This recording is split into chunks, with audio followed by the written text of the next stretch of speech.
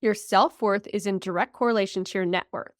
Therefore, if your net worth isn't where you want it, you might want to take a hard look at your self-worth. That's a powerful statement, and you'll hear more powerful punches in this chat with DeDee Cai. DeDee is the founder of the virtual business called Fit to Profit. This business, fueled with manifestation, has allowed DeDee to relocate her entire family to live by the water. DeDee shares the importance of self-worth in achieving success in all areas of your life. Let's dive into it. Welcome to the Manifestation and Money Podcast, the show where we tackle the taboo topics of money and manifestation. I'm your host, Jenny Schultz, former 9-to-5 grinder who ditched the status quo and went all in on creating a life I love. Yes, I use manifestation. Yes, I took action. And yes, I created a 7-figure net worth before turning 40. Every week, I'll bring you inspiring stories with money mavens and manifestation masters. From learning how to make more, save more, and grow your wealth to unlocking the power of manifesting your dream life. I am so excited to play in this space with you. Let's jump into creating a life you love. Welcome to the Manifestation and Money Podcast, DeDee. Thank you so much, Jen, for having me. I'm very excited to be here. Thank you. I am excited to have you on the show today, and I would love for you to share with the listeners just who you are and what your story is.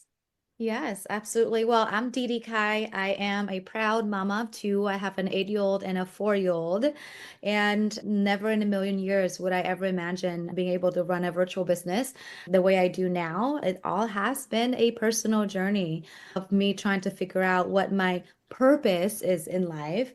And long story short, just really having to heal myself from inside out.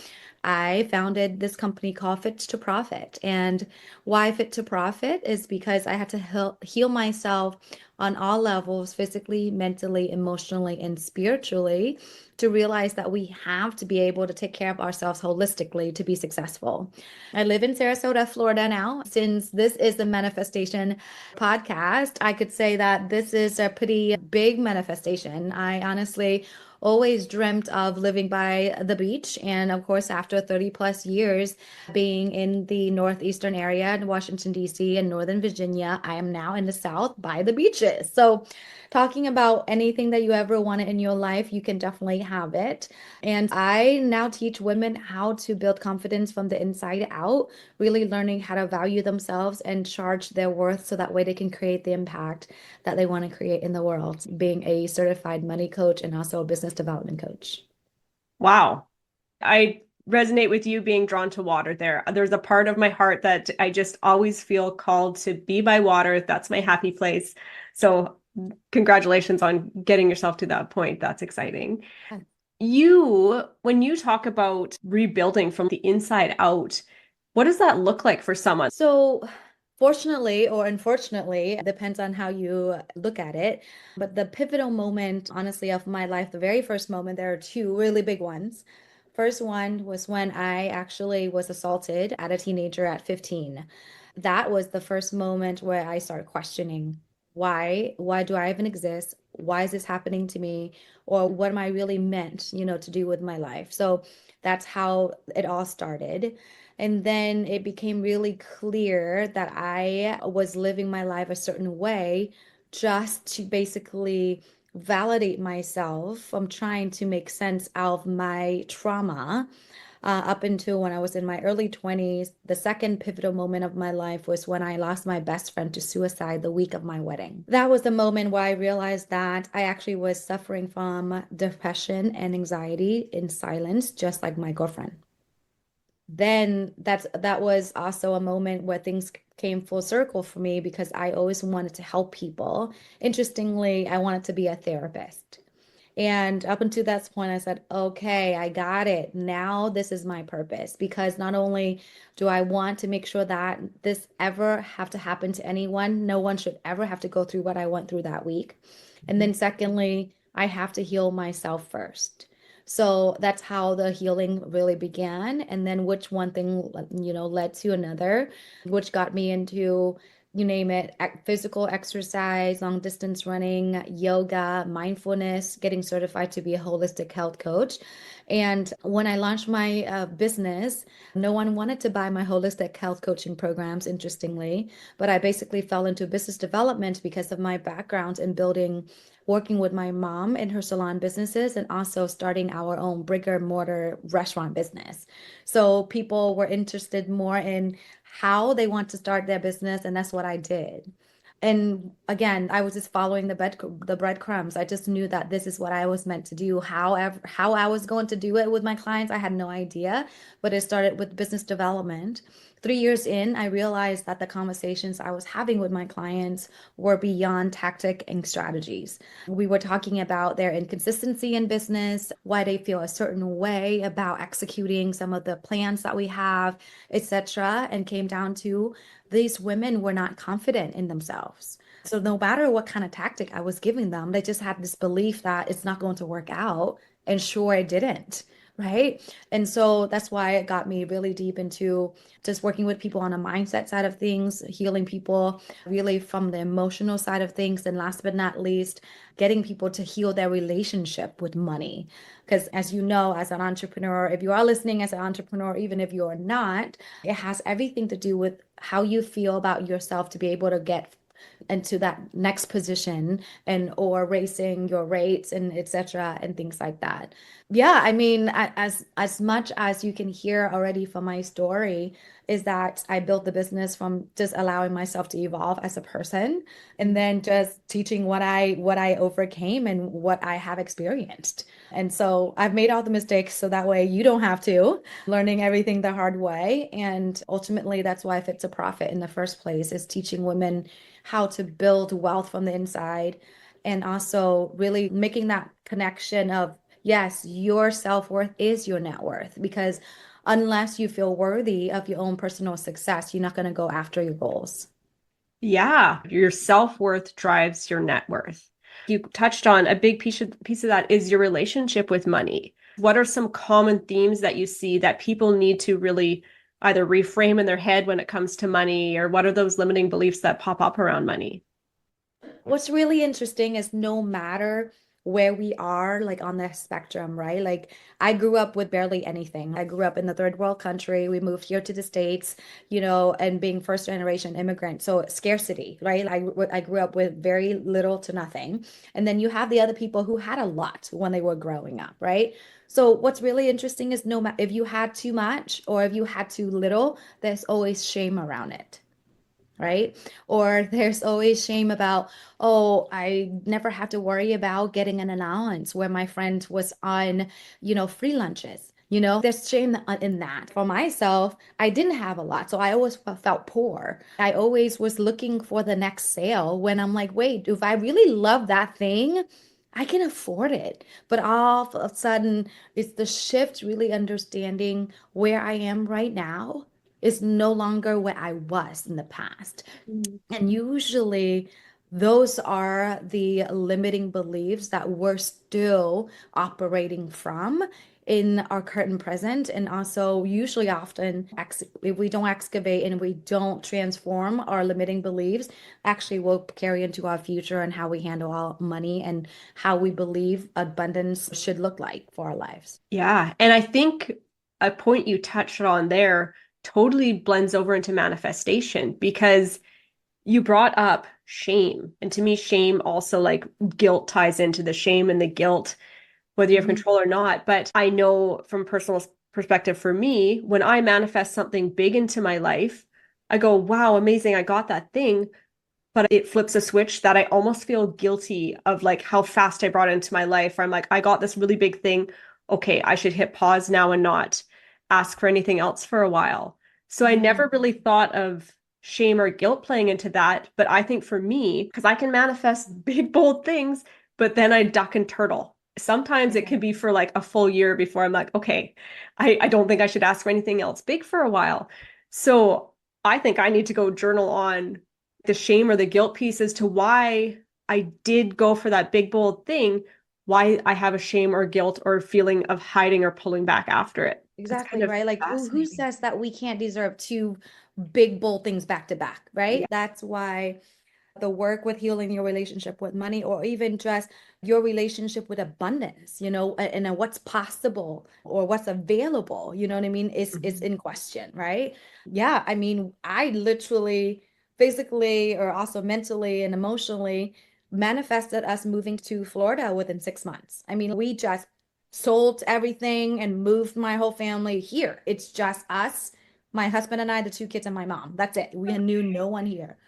But it just really being able to go after that. And even in retrospect, now looking, I was like, wait, what happened? And then just like you too, right after that, I'm like, okay, I should chill for a little bit now. I can wait for that next one. I'm like, no, now my kids need to find, like, we need to be able to find them a really good school. Mm-hmm. And sure enough, it was so funny. I have moments where I was like, I need to pause for a little while. Then of course that's why that manifestation took a little while to arrive. My daughter was in a wait list for that school for almost 2 years. You see how I stalled myself Mm-hmm. there? Just like you, I was like, oh, okay, we're in the perfect place. The school is going to come. It doesn't have to happen right now, you Mm-hmm. know? But Yeah. I love that you brought that up because it's interestingly, it's all that mindset stuff. It's all that emotional connection to what's truly possible. And even I'm honestly, it's still a work in progress. Like at the beginning of this year, I had really big goals. Mm-hmm. And then our family came down with the flu last week. And I feel like I'm still recovering. And I feel like part of me is still kind of struggling a little bit. So I'm like, oh my gosh, now I'm all behind. You know what I mean? So I'm saying that to say that we have a way to look at certain things and really allowing that to take over when we're the one that's actually have control like of how we want to feel about certain situations. So yeah, I love all of it. I love that your podcast is about manifestation and money because it is truly all belief in ourselves. It truly is our beliefs in ourselves and what we think is possible for us. Yeah. And you saying there, work in progress. I think we think of work in progress as a bad thing. But if we can view that we are always in a work in progress kind of state, right? Because when you get to that next level of whatever you're working towards, you look around and you're like, oh my gosh, look at the view up here. I can see so many more amazing things that I now want to go after. So I think if we can look at work in progress just as part of our journey, as part of our human experience, because if you're not a work in progress, that means that you feel complete. And I think if you feel complete, then you would just become stagnant and almost start going backwards in a sense. So I think Absolutely. work in progress, we should view it through the lens of this is a good thing. We're a work in progress. Yes, life is going to throw us speed bumps and hiccups, but we're just learning to navigate. Yes, absolutely. Right. I agree. We wanted to touch on weaving in the spiritual side in entrepreneurship. How do you think those two pieces fit together? Oh my gosh, I think for me, this whole thing has been spiritual. Like I said, I had no idea. I had no idea. I didn't know anything about the coaching industry. I had no idea that it was ever possible for me to run a virtual business. I can virtually work from anywhere around the world, which is so atypical, but not so, typical since the pandemic. But prior to that, right, it was unheard of. And people who are coaching, unless they are therapists or doctors of some sort or a psychologist, things that you can't get paid for your work.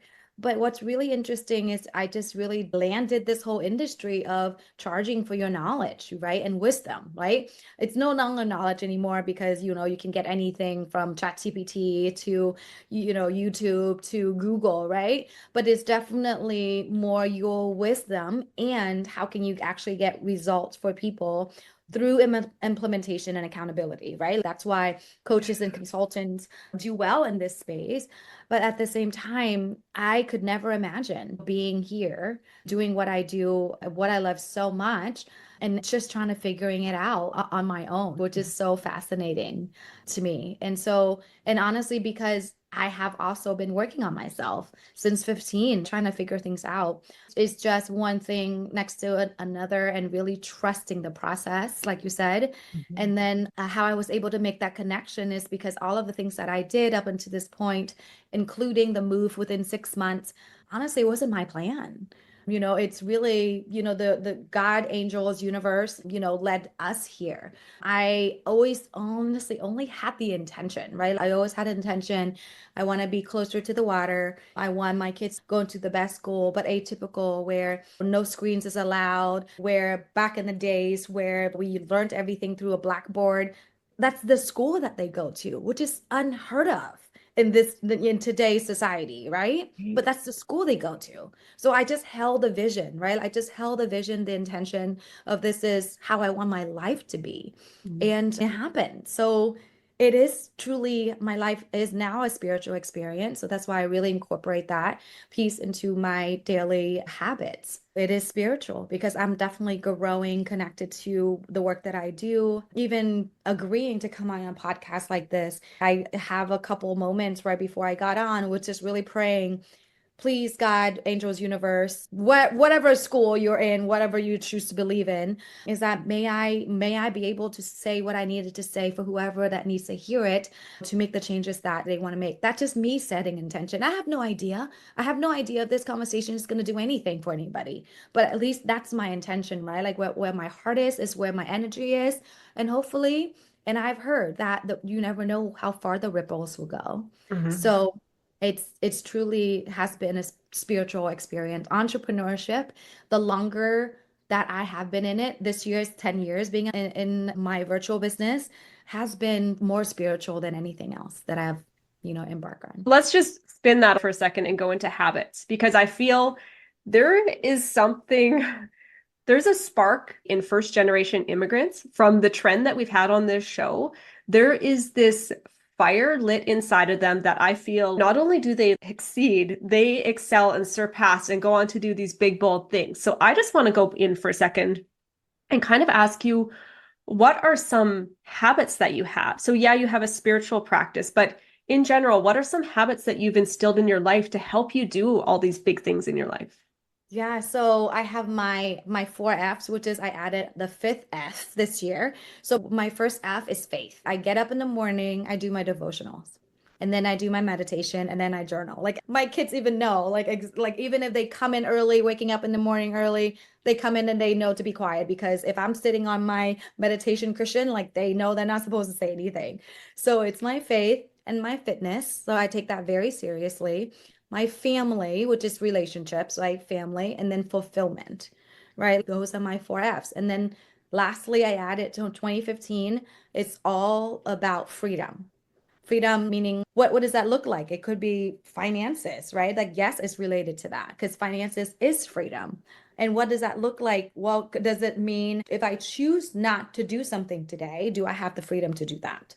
Right? In my life right now, it's really interesting. Way back when it was like, what else can I put onto the schedule? But this year it's like, what can I take off of my, schedule? And being able to have the freedom, the time freedom to do that. Yeah. It is so crazy. Last week, I was just like, okay, my son's closet is crazy. He's outgrowing his clothes. Simple example. And I was like, how am I ever going to find the time to do that? Long story short, we all kind of got sick, and then our plans were rescheduled. I had the whole weekend to do that, and I did that. So I was like, wow, it is truly my limiting belief with time. What if I do have all the time that I need to do all the most important things that I need to be doing? And I just basically shifted, and it was in the matter of 48 hours, I had now time to switch on my son's closet. It's a crazy example, but it's just what we choose to see, right? What we choose to see available for us. I don't know what to tell you, but it's really sticking with my non-negotiables. Those are my non-negotiables. Those are my five F's. It's like my days don't really deviate from that very much. Sometimes depends. I work out in the morning, which most of the time happens, but if anything happens in the morning, then that happens later on. But those are the things that I make sure that I go through every single day without fail. Yeah. Thank you for sharing that because I feel the successful people that I have on the show, there is this underlying blueprint of they are prioritizing their health. They are prioritizing a mental well-being. They are prioritizing to something spiritual. That comes up time and time and again, whatever we all believe in or choose to articulate it. And yeah, fascinating that you talked about your schedule and being able to take things out. Chris and I were just talking about that yesterday. And you have to be discerning. If you want to free up the time for the things that you truly want in your life, you might have to start saying no to some of the things that you are just kind of saying yes to on habit because you've always done those things. there's nothing to say that you can't shake it up. And I'm going to cancel some of these things that we have on our calendar on a regular basis to leave the flexibility for other things. Yeah, And absolutely. total side note in there, I have to ask you, because I too have a 4-year-old and an 8-year-old. Love it. How did you coach them to give you this space in the morning? Oh my gosh, I love it. Like, So yeah, so not only that, my husband also travels 80% of the time. So I'm okay. like a single mom for most of the time. They just know, right? My daughter especially, she finally made her own very first vision board. She has it on her room now.